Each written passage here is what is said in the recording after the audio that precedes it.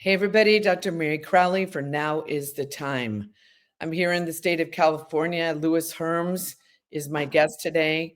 He's actually Screw Big Gov is the organization that he has. He's been now traveling all across the country over the last 5 years. He's standing up for the children. And now he's also thrown his hat into the ring for the governor race in California. So I'm excited to be talking to him today. But before we do that, today's program is sponsored by QE Strong. There's many patches they have, including the pain and allergy patch. Let's roll that commercial, please. As our audience knows, we don't promote anything unless it works. I fell off a ladder, fell down on my leg, opened it up, and there was great pain in it. So I used the patch, and immediately it went away. No pain. Backed by scientific research and rigorous lab testing, even people who have suffered for decades are getting amazing results. Quantum energy is frequencies that connect to your body's energy system. Only QE Strong encodes key intentions and Bible verses about pain relief onto the small patch. You simply place it on your body each day. And with a bonus prayer guide, read aloud a positive intention and 1 or 2 Bible verses about pain relief each day. This unique yet potent multisensory approach is powerful, and it works. The patch provides the touch, and the included prayer guide uses your sight, speech, and hearing to utilize the senses God gave you. That's the quantum effect.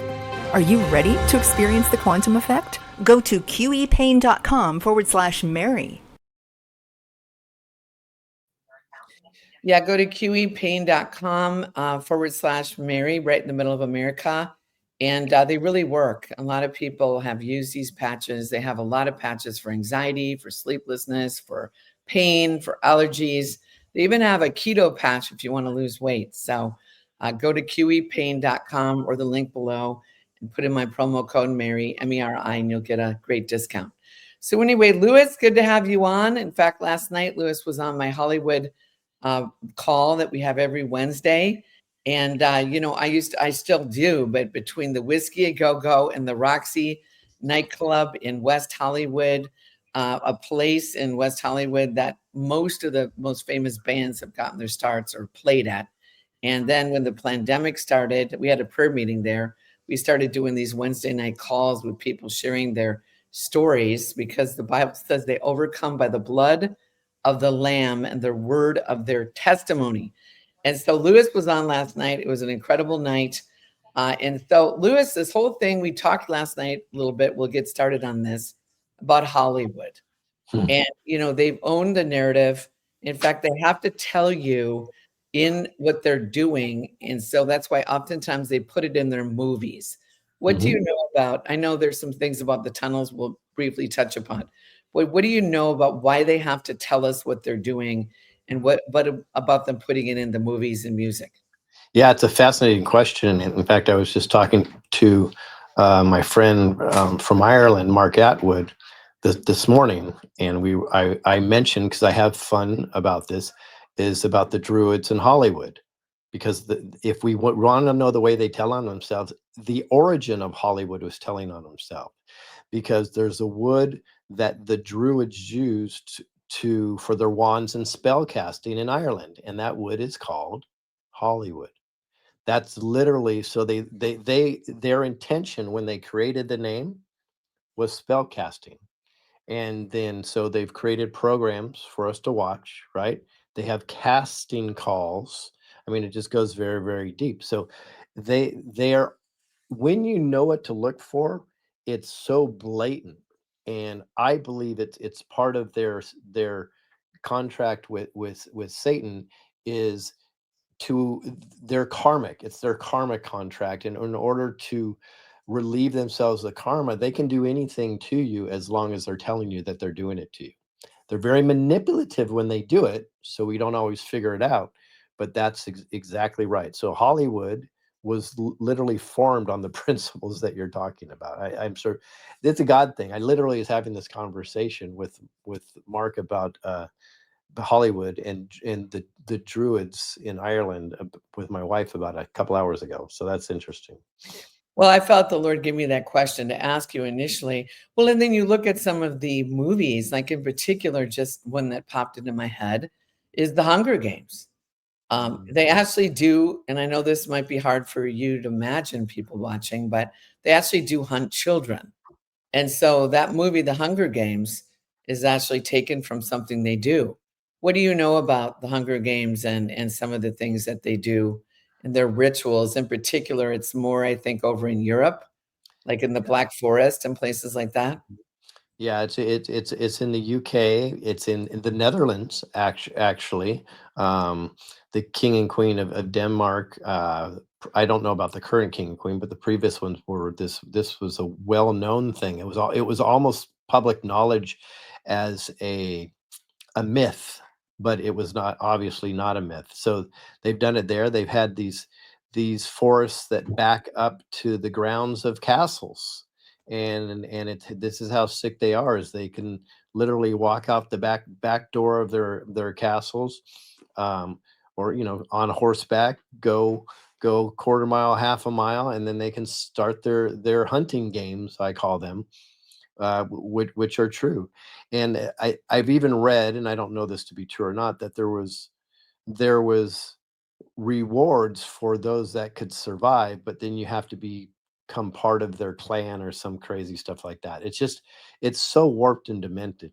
What I've learned with this, and it's through, and as you probably have seen through the documentaries that you're working on and the ones that I've done, is I've learned when we can understand that these so-called globalists, the old guard, the controllers, don't look at us as human. They would liken the way we look at a cockroach running through the kitchen floor, which we may step on, is exactly what they think that we are. So if we have that understanding, because the biggest question I have when I talk to people that don't believe there's a lot of human trafficking and child trafficking, is they just don't think humanity could act like that. How nobody could intentionally want to do that to another human. Well, they don't look at us on the same level as they are. They look at us as extraordinarily beneath where they are. Therefore, it's I when I came to that understanding, Mary, it was very easy for me to see the evil for what it is. Yeah, no, that's true. And then looking back at a movie, which I think is an awesome movie, which I actually watched on a plane coming back from one of my trips I recently took, was The Matrix. Mhm. And, so many of people have just been so much in their spell that they've been under for so long that it's hard for them to believe that these people actually could be this evil. And that's the same thing that I say, Lewis. I look at the camera and say, a lot of people don't think that there's people like this. And, when you finally take the red pill, so to speak, and you really wake up, then you're looking and you really see. That's why so often, even people don't understand, like Hugh Hefner, like the first Playboy mansion was out of Chicago. The whole bunny thing, the Playboy bunny going down the rabbit hole. What do you know about the tunnels underneath, like the Playboy mansion? I Yeah, know that. well, I did a whole expose on the Playboy Mansion, which is interesting. And or we could even go back to Tom Outhouse and Matrix too. These are great conversations. Yeah, But go back to that, and then we'll get into the Playboy mansion. so Tom's been on my tour before and on my show. He claims that he's the actual originator, the real writer of the Matrix, and he looks very compelling. And they're not the Hollywood's not taking him down for saying this, which I think is interesting. There he's being attacked, but from a legal standpoint, they've had nothing on him so far. So that's compelling to me to say that he probably is. That being said, he explained to me in a private conversation, which I thought was fascinating, that when he originally wrote it, the blue pill was the pill that enlightened people and awakened us, not the red pill. And the producers changed it to be the red pill because that's how they connect it to adrenochrome and so on and so forth. So it was interesting, is the blue pill was more godly and enlightening, and he said they flipped it. So you take you take the red pill and not the blue pill, which I think is fascinating because to this day I still say, "Oh, we're red pilling people," right? And Tom would correct me and say, "Lewis, you're actually blue pilling people," but I know why you think that way. Um, So Tom's a great guy. If any, I'm thinking about having him on my show. You probably have I interviewed actually him. have interviewed him before. It's been a while, but when you said that about the Matrix, like, oh, that's right. I've interviewed Tom. It's been a few years. I'll have to get him back on. But yeah, he did say that they took his film, and that happens in Hollywood all the time. Mhm. Intellectual property gets taken, and they make it into what they want. But in the meantime, we are being red pilled. I like the red pill because Jesus, the blood of Jesus, I see. Right. red pills us to really be able to see, because we once were blind, but now we see. Mhm. But even going down the rabbit hole, like, they talk about their mirrors, and, they have these different symbology of the black and white. And what do you know about, like, the tunnels under the Playboy Mansion? So I think it's fascinating on this, and I did a complete expose on the Playboy Mansion. If you go back historically, how this started, it's fascinating. So the the OSS was turned into the CIA. Um, uh, what's Hugh Hefner actually graduated? I think it was from Illinois University, and I actually have a picture directly from, and I hope maybe I can bring it up here when you start talking. I'll look for it. I have a picture, his actually yearbook picture when he graduated from the University of Illinois, and his title, it was pretty much saying he's in psychological operations was his field of expertise, Mm. right? So I believe the CIA and Hugh Hefner hooked up very, very young. And if we noticed the first person ever, he only supposedly only had $5,000. And we hear these stories all the time. Bill Gates started in a garage. Mark Zuckerberg started in a dorm room. You know what I mean? These are all CIA operations, and they're none of them are true, in my opinion. So, anyways, Hefner started with $5,000, but yet he was able to put on the first Playboy cover Marilyn Monroe. That doesn't even add up, right? A nobody that was able to get that. But what's very interesting, if you look inside of there, they introduced the white rabbit. And the Mhm. white rabbit stands for adrenochrome. And if you look at the pictures, the red and pink that he always does, that's the symbolization of an adrenochrome. So you go down the rabbit hole and it all connects. In my opinion, Hugh Hefner was working directly with the CIA, and it was a complete honeypot operation. So they can get, just like Epstein, they can get as much information. They were not using children, they were using adults, but they can get as much information on powerful people as they can. I've actually looked at interviews where Playboy said he has multiple cameras hidden in every single room in Playboy Mansion. Right now, underneath it, I've seen the actual blueprints where the Playboy Mansion heads over to Jack Nicholson's house and James Caan's house, and I've seen a couple pictures actually underneath the tunnels. And I read an interview with one of the contractors that he didn't give all the information because he was scared, but he gave the information about how it started and so on and so forth. So these are real. These are real. I believe they go to the Getty Center. I believe it probably goes to a mansion that I'm talked about called Green Acres.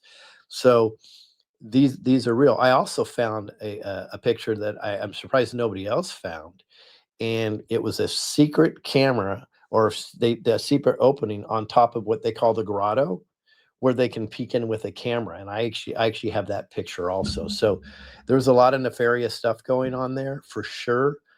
My opinion, it was a major honeypot operation, is what it was. Well, and I've heard that as well. And in fact, underneath the Getty, which I've talked to, I don't know if you've ever heard of a Black American woman named Allie Carter.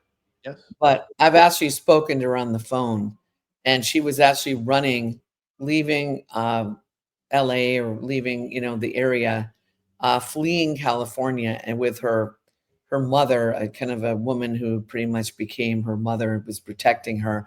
But she told many stories. I've heard her on Stu Peters and other. I never got to interview her; just talked to her on the phone, prayed with her, but about underneath the Getty, that she said there's a city under there, And have you heard that? Have you heard about Underneath the Getty? Absolutely, yeah. And I interviewed the premier guy. I think his name is Steve, who's done a lot of research under the Getty. So my wife and I went with our friend because we were curious about what was going on at the Getty, and this was probably just a year ago. This wasn't too long ago, actually, and we were curious. What I noticed is how virtually just one road to get up there, right? So if they ever saw, let's say, uh, officers or the good guys would ever want to come up and do anything, they would be able to see them from miles away and escape because they'd have to come up this single road.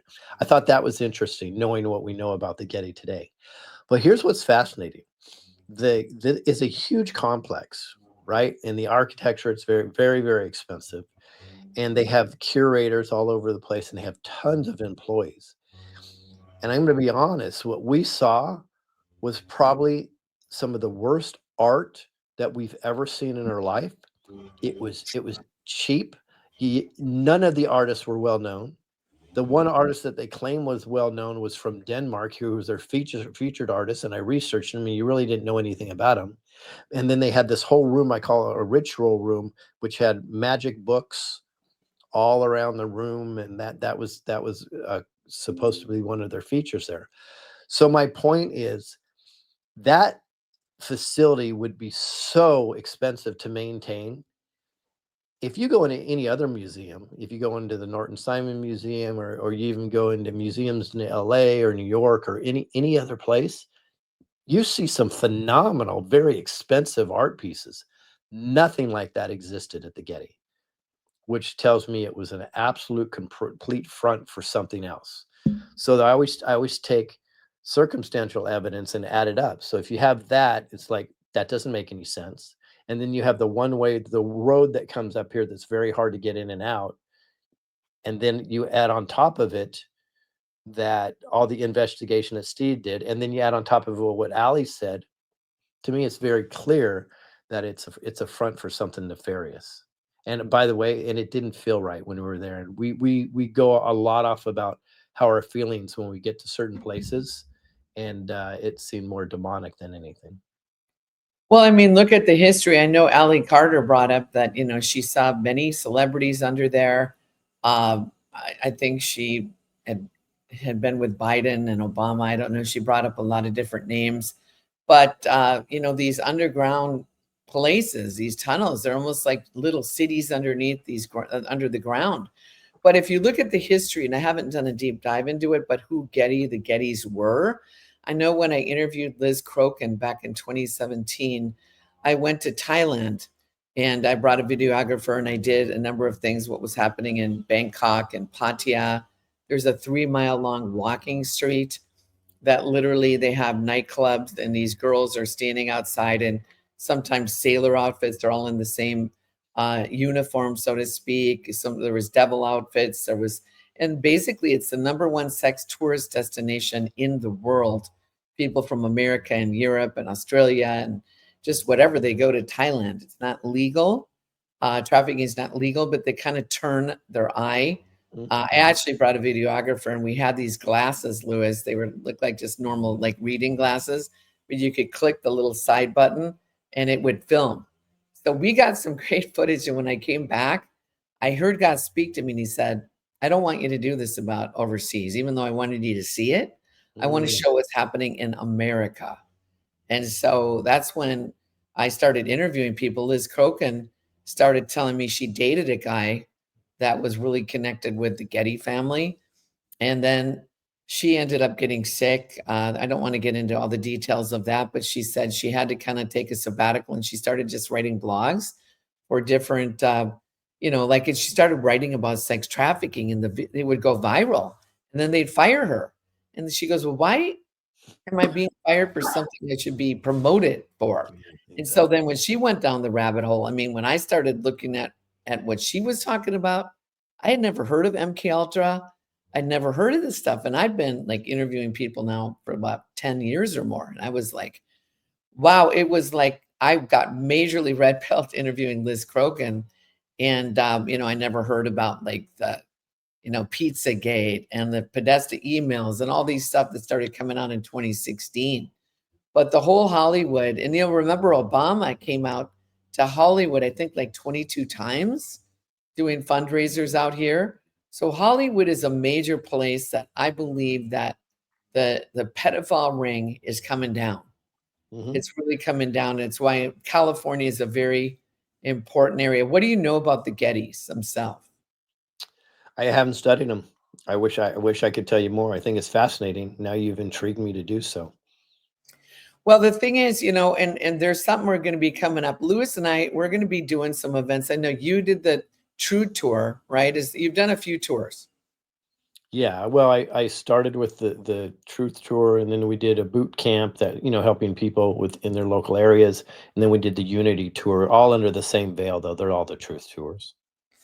Well, and the reason I bring it up is we're dealing with satanic principalities and powers. And that's why we can't fight with them in the normal way, because we just talked about how they have to tell you what they're doing.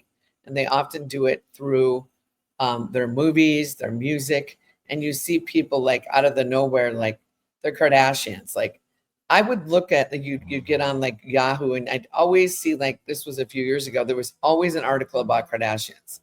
And I'm thinking, like, why are they throwing these people out there? And all of a sudden I realized that they're doing it because they're promoting their lifestyle. They want everybody to think, oh, I can be like them. I can be famous for just showing, some of my body parts. You look at what happened with, Bruce Jenner. And so I knew Robert Kardashian. One of my friends' older sister was dating him, like when he had went to school with OJ.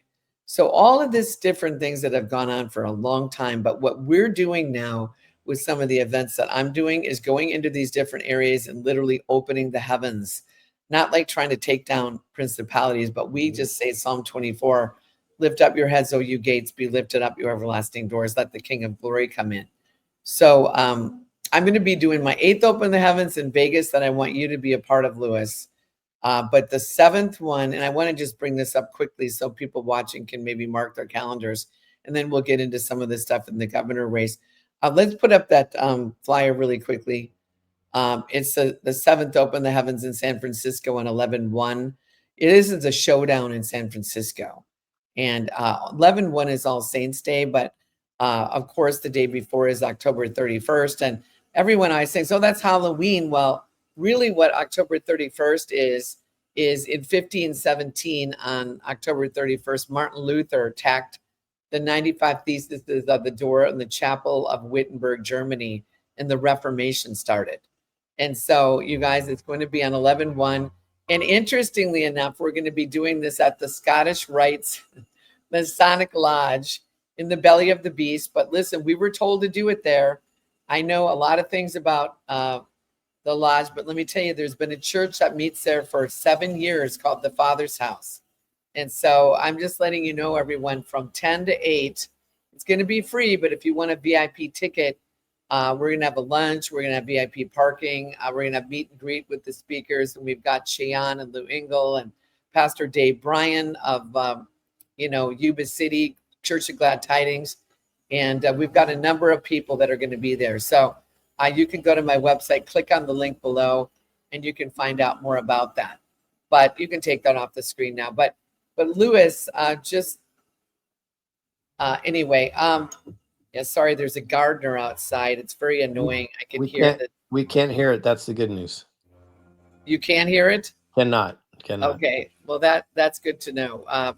I'm just saying that, yeah, it's not good. I can hear this tree trimmer guy going.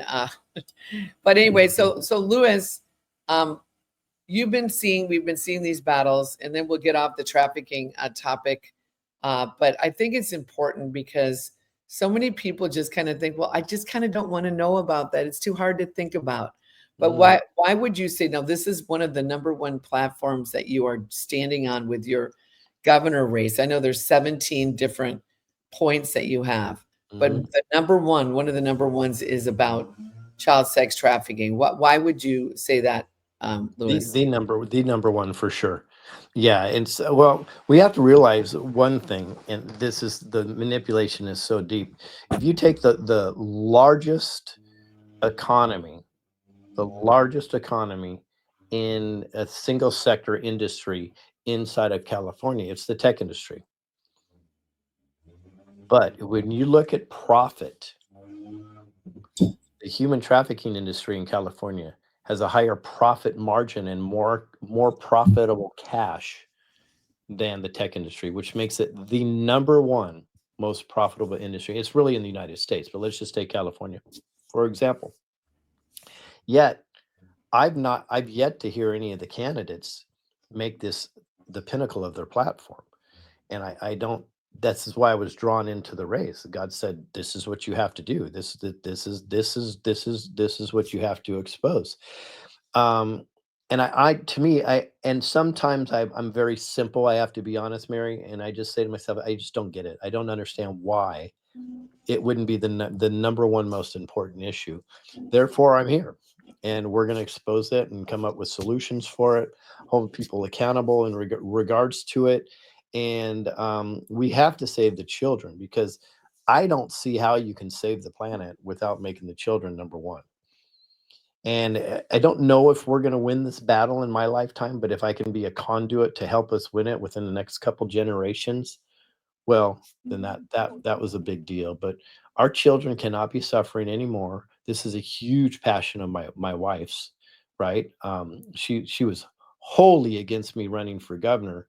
I'm sure, and she hasn't told me this, but I'm sure that one of her motivations for supporting me is knowing that this was the number one issue on the platform that we're going to go after. And we're going to go after it heavy and hard and with solution based things. And that's even includes CPS, which I think in many times turns out to be a child trafficking organization, which is really sad, and the foster care system. No, it is. Yeah, I know a lot of. In fact, my movie Freedom Cry came out. We actually screened it first in Georgia at the Governor's Gun Club, which is a very, it's a place that they have like different places you can do banquets there. But Nancy Schaefer was the state senator from Georgia that they tried to say that her husband, Bruce, of 50 years, killed her and then shot himself. And Stu Peters helped produce a movie called These Little Ones that went into that story about Nancy Schaefer. So she was checking into a lot of the child protective services, or some people call it child pedophile services. And so it's bad.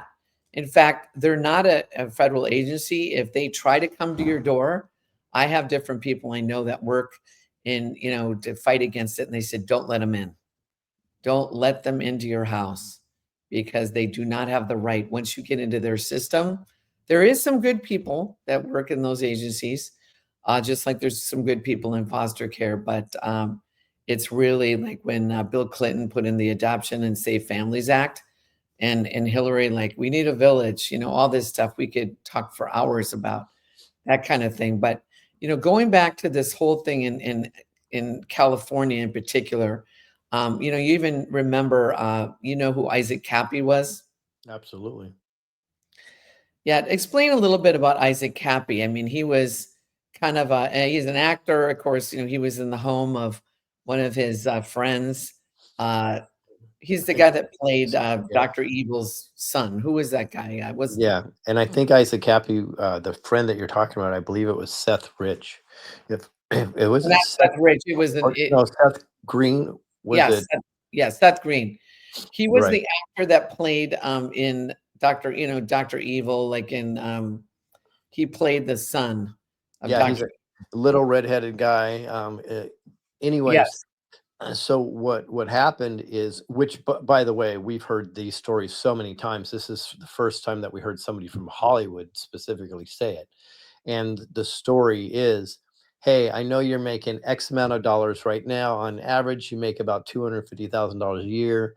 That's great. Everybody loves you. But if you want to take it to another level, right, you're going to be able to make millions and this and this and this. But you need to do some things that we want to do. And they were more blatant with him, and I believe it was compromising him with a child. And he was thinking like, hell no. Now some of them, they just drug them, put them in compromised positions, and then they say, well, we have the information on you, so you can make a lot of money and just go forward now, or we're just going to expose you anyways. So some people are manipulated into it that way. It seems like the Isaac Cappy conversation, because he was probably friends with Seth Green, was just more straightforward, and he gave a big, hell no. He said this is just absolutely not going to happen. He rejected it outright. And then, but when he started exposing it, he started exposing that there's Tom Hanks connections, and the list just went over. And of course, he became a major target. They turned him into a crazy, which we know they do. And then next thing you know, a post of Hanks comes out with a certain glove with an indication, and then Cappy supposedly threw himself off a bridge, which looks unlikely to me. But that's a well-known story. But as you know, in your investigations, this is a common story throughout Hollywood. Well, remember, was it the Golden Globes that was it Ricky Gervais, when he got up there and started Laying pretty it much out. Yeah. naming them. Yes, it was beautiful. And to see their faces when he was doing it, talk about courage. That was exceptional. And what's the counter to that? The counter to that is Ellen DeGeneres dresses in all white, right? And then hands pizza out and gets people to bid on the pizza. Well, the pizza was symbolizing the children, right? And she kept saying the main names, the Harvey Weinsteins and the so on and so forth. So in my opinion, they being the baddies made Harvey Weinstein the fall guy so they can divert the attention from what's really going on. And they have these scapegoats that are planted all over the place. I think Diddy could be one of these scapegoats as well. But that remains to be seen. Well, and you talked about Diddy last night when you were on my Hollywood Zoom call, years ago, when you went to this mansion, you were involved with the company. Why don't you touch on that briefly? Because this gentleman was somebody that was the godfather of Diddy's children. Kind of explain that. Yeah. So briefly, I was a troubleshooter for a large plumbing company. We were asked to go to this mansion in Beverly Hills and troubleshoot the plumbing so he can get a discounted price. I don't think we helped him with the discount, although he bought it for 20 million, and I think it was going for 39 million at the time. The gentleman, shouldn't call him a gentleman, but the guy that owns it and owns all of these companies that we were working for, his name's Ron Burkle. And his motivation to get there is he wanted to become a Hollywood producer, which he is today. So there was a celebrity event that was done every single year with the most famous people in the world would come to the celebrity event.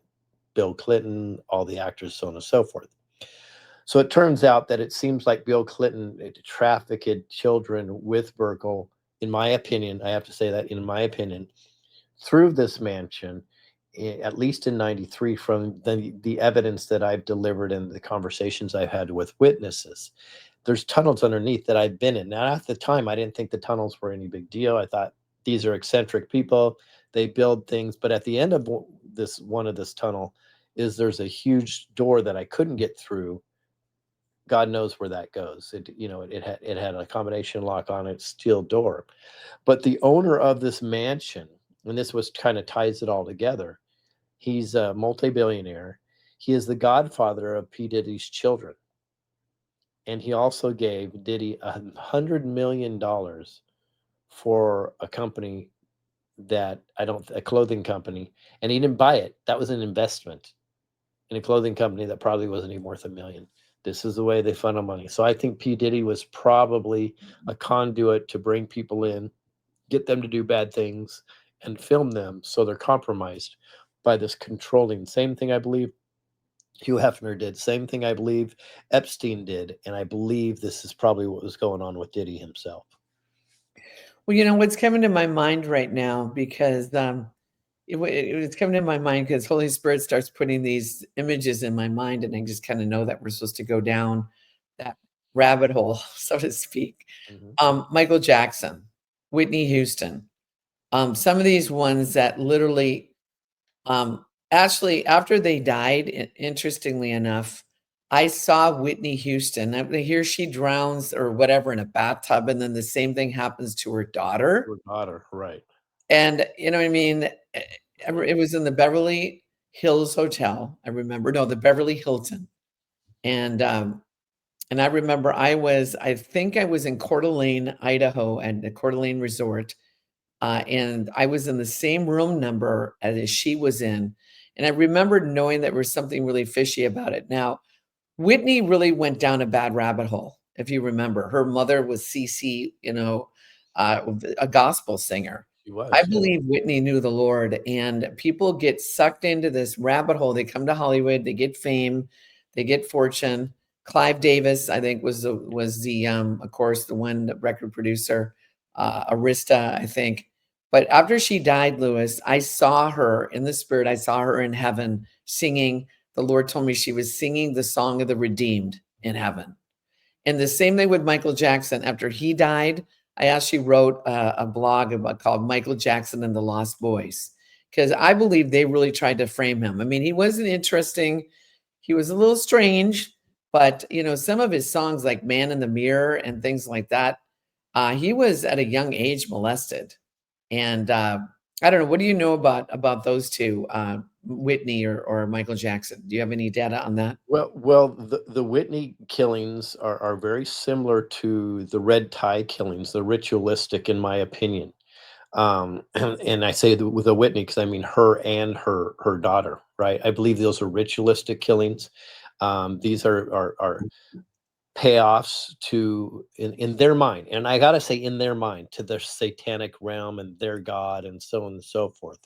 And they believe they get rewarded and favor because of that. The red tie killings, i.e., Robin Williams and people like that. Those are red tie killings. There's a red tie on a doorknob, and that's how they're found hanging from it. I'm sorry, nobody's going to hang themselves from a doorknob. It's just I think it's probably physically impossible, pretty tough to do, I would assume. So uh, the fact that those happen, I believe those are ritualistic killings. I also believe they're messages to anybody else that wants to stand up and step out. Same thing with Michael Jackson. They burned him. They burned him up. I think that was the first attempt. That was a message to Michael that you can't do that. They did this. I believe this whole him being a pedophile thing never resonated with me whatsoever. Michael Jackson, to me, what seemed like a glorious person. If you listen to the words in the music and his talking, he would expose the deep state cabal. He literally would expose them and say what they're trying to do, how they're trying to steal, how they're dirty, how they don't take care of children, right? So it didn't resonate with me. What I do think is based on the way Joe Jackson groomed Michael Jackson, I think he never had a childhood, and he Mhm. was always looking to be a child again. Therefore, he would hang out with children, and I believe they might have set him up with that.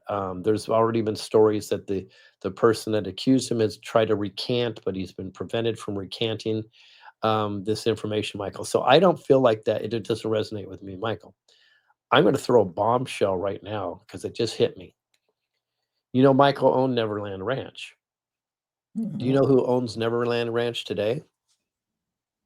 Ron Burkle, the same guy I was just talking about. Oh my god, are you kidding me? Yep. I Wow. Well, see, this is where the Holy Spirit starts going you down in this I this I just got the God bumps like crazy. I'm just like, oh wow, there's that connection. And I reported on this before, but it didn't even connect until right now that that's what's probably happening. Well, what I'm hearing is we're gonna kind of this is the thing. Michael Jackson, his song "Man in the Mirror." He said, "I'm looking at the man in the mirror. I'm asking him to change his ways.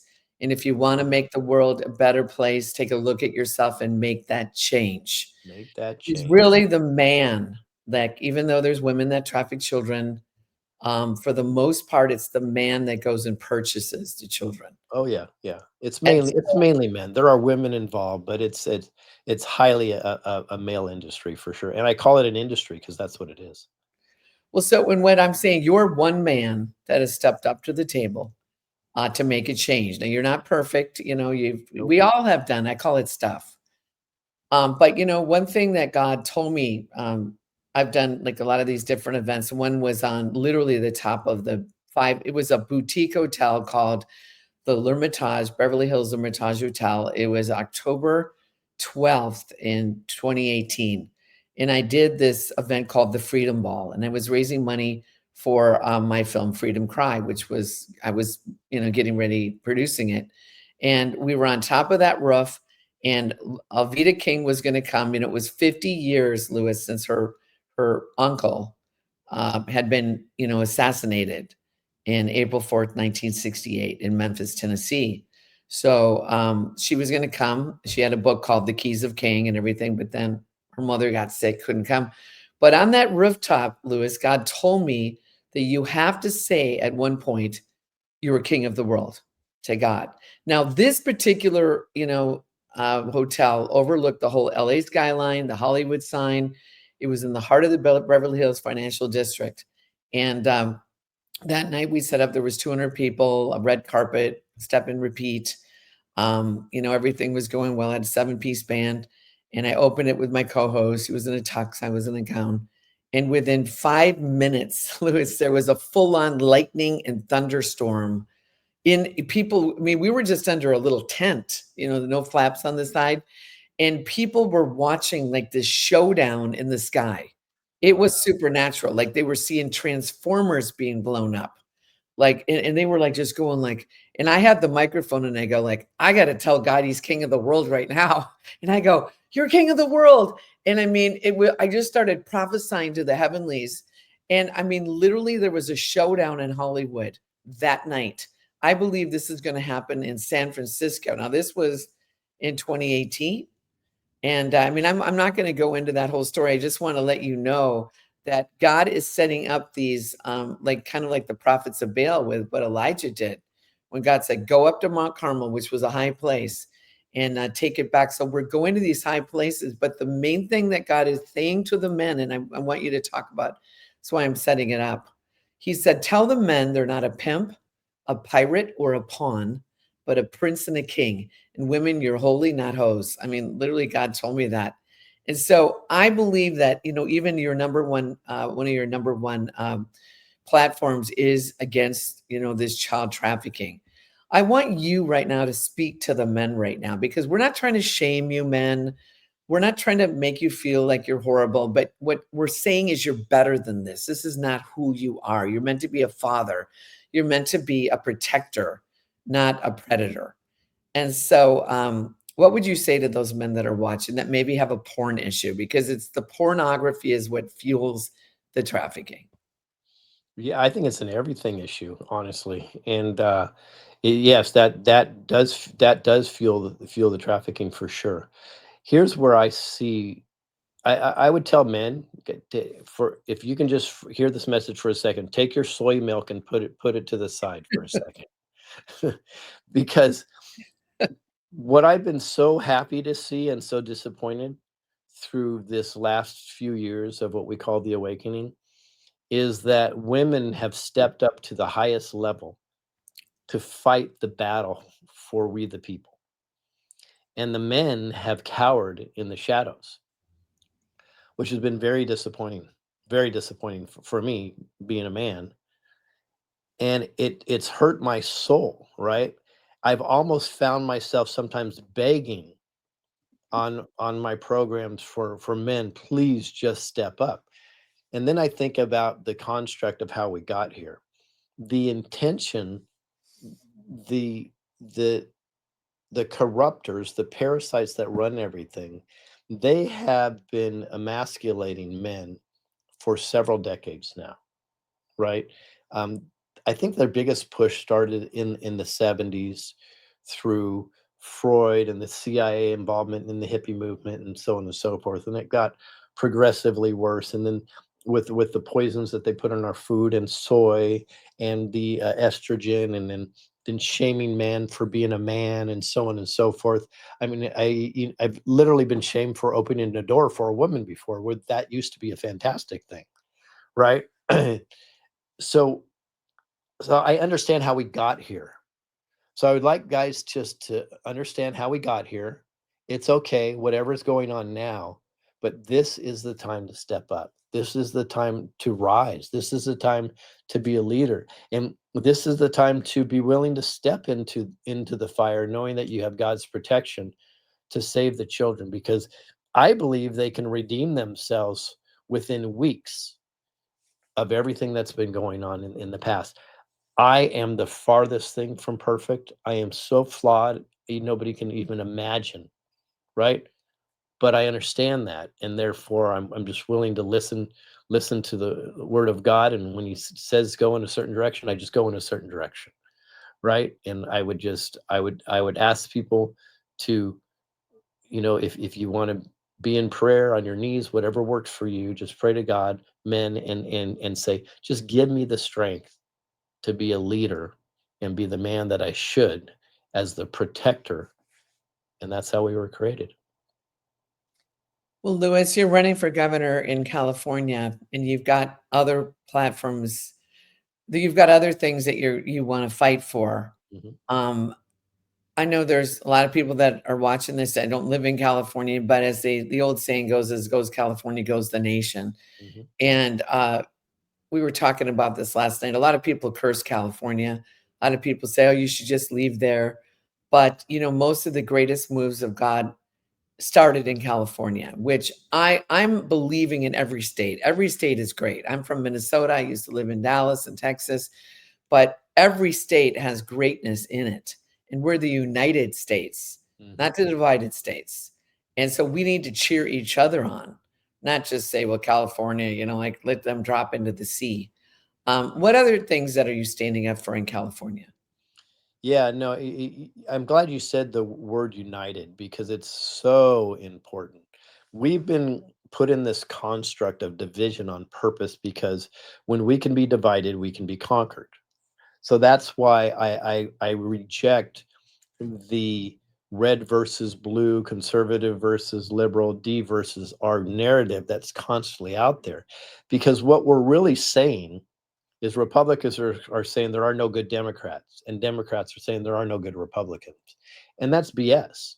There's good on both sides. Now, one party may have been more heavily manipulated than another party. I don't know. All I know is there's good people. I have extraordinarily conservative values, but I can't align myself with a party right now because it's intentionally division. The Democratic Party has completely destroyed itself. I think they're gone. And that's great. But we have to understand the controllers aren't Democrat or Republican, they're controllers. So all they've done is they've shifted their infiltration into the Republican Party now, and they're going to put up candidates in that appear to have the same like mind as you, but they do nothing, or they do even worse than nothing, like you'll see in the Board of Supervisors in Maricopa County, Arizona. They do exactly opposite from what you want, but there are Republicans. So we have to realize this construct. And when we can do that, we can unite together, because it should only be about God's people. That's it, God's children. If that's our number one concern, right, it can work. So my platform, to answer your question, has several things on it. So we have solutions for homelessness. So if you would ask a Democrat or Republican, should we solve homelessness, they would agree. Should we eliminate taxes in most cases? They would agree. Should we reduce energy costs? They would agree. Should we get rid of the parasite controllers that control government and big corporations? They would agree. I mean, the list goes on and on and on and on. We have solutions. And number one, do you think children shouldn't be raped? I think everybody would agree on that. And it doesn't matter what your political party is. So I would ask people to unify and start investing yourself and your soul in the process, and look at the candidate, not the letter next to their name. Look at the bill. Spend some time. What a glorious gift we have that we have the opportunity to vote. And I believe our elections are being repaired by President Trump and his team. So, assuming they're going to be repaired, let's not just say California, throw it away. Let's just not say it's all Democrats, because when you do, you're literally doing the work for the evildoers, the parasites that control everything. I would say let's unite and let's find common ground. And like the founding fathers do, we can have spirited debates afterwards and work out things. But let's fix things, and I think it can absolutely be fixed. I think it's going to be glorious. I really do. Well, Lewis, where can people, what is your website address that people can go find out more about you? Hermsforcali.com, HERMSFORCALI.com. This is a We the People movement, Mary. I think people all over the world can support us. If you don't want to do it financially, great. If you do, great. But you can definitely support us. Just volunteer. And we're going to give you also, there's some ideas and some tools. If everybody that around the world that just agrees in the message that I'm saying right now, the We the People message. And as of Saturday, we're going to be releasing all this new social media platforms. If you just go to hermsforcali.com and find our social media, and just every time that we put something out, you forward it or you comment. So many people think, oh, I can't make a difference, I don't have any followers. Not true. You comment on a message, you make a huge difference right there. That's the way the algorithms work. And I believe We the People is going to lift this movement up, and we're all going to go to governor's mansion together, and we're going to fix California, make it glorious, and then it will be a template for every other state to use, even other places in other countries, where we the people actually do have the power. And I've said forever, and I know I'm a broken record, but we the people are the plan. And I believe God's already won this war, but he's waiting for us to step up so we can reap the harvest. Yes, well said. Well, let's put up that flyer one more time for the event in San Francisco. Um, Open the Heavens. It's called Keys to the Golden Gate. I know there's some people that have been hearing. I know Nino's had Trader Girl Q and different ones have been talking about some type of possible false flag or things happening at the Golden Gate. We don't know, but all I know is there's an epicenter. If you look at the history of San Francisco, the Jesus movement, there was actually a great movement that started in Los Angeles known as the Azusa Street Revival. In April, is actually April 9th, 1906. And it was 9 days later that the earthquake happened in San Francisco that pretty much destroyed the city. And it was because of that earthquake that a lot of people actually, this movement, they started thinking that there was great judgment that had come upon San Francisco. So the Azusa Street Revival erupted, and literally they say 500 and something million people's experience came back to Azusa Street, A to Z USA, so to speak. So this is a showdown in San Francisco. It's a free event, but if you want to get VIP before October 15th, go to my website and you click on the link below, MeriCrouley.com. Register for free, or you get VIP seating. There's also VIP underground parking, meet and greet with the speakers, as well as a banquet, the lunch from 12 to 2. And then I'll be showing my film, Freedom Cry, Sex Trafficking in America at 2:00. We'll have a panel. Pastor Dave Bryan will be one of the speakers. And I know you're going to be at his church in Yuba City, I think on the 27th, right? That's right. Lewis, Yep. We're going to kick off our 17 city tour on the 7th in Yuba City. That's going to be the 27th. The 27th. 27th. Thank you. That's going to be a huge rally, and then we're going to hit 16 cities after that. And the tour is we actually are calling it the We the People, How Can We Help You tour. So we're going to go into every single city, and we're going to ask the people, how can we make your lives better? What can we do to be the best we can be to support your efforts and make your lives better? And that's what we're going to do on this first tour. And then that will help us enhance the solutions that we've already come up to make sure that we're being the best that we can be. And if we have to lead by example, so we're asking how we can help is literally what we're doing on our first 17 stops. Now, these are all cities in California, though, correct? They are, yeah, all cities in California, all up and down California. In fact, I just give you an idea. It's going to start in Yuba City, then go into Paradise, because we understand what happened there. Going to Redding, Fort Bragg, Berkeley. Yes, we're going to look at going in, possibly even into UC Berkeley, believe it or not. San Jose, San Luis Obispo, Fresno, Bakersfield, Lancaster, Victorville, Laverne, which is a place that I grew up in, partly, Palm Springs, Lake Elsinore, Huntington Beach, Pasadena, and then we'll end it in Thousand Oaks 12 days later. So we'll hit 17 cities in 12 days. It'll be exciting. Wow. And the number 17 as we close out means complete victory over the enemy. The 17th letter of the alphabet is Q, and the 17th book in the Bible is Esther. And so God has called us for such a time as this, that God will raise us up, women being Esther's, men being Mordecai's, that will not bow to what the demonic realm is doing.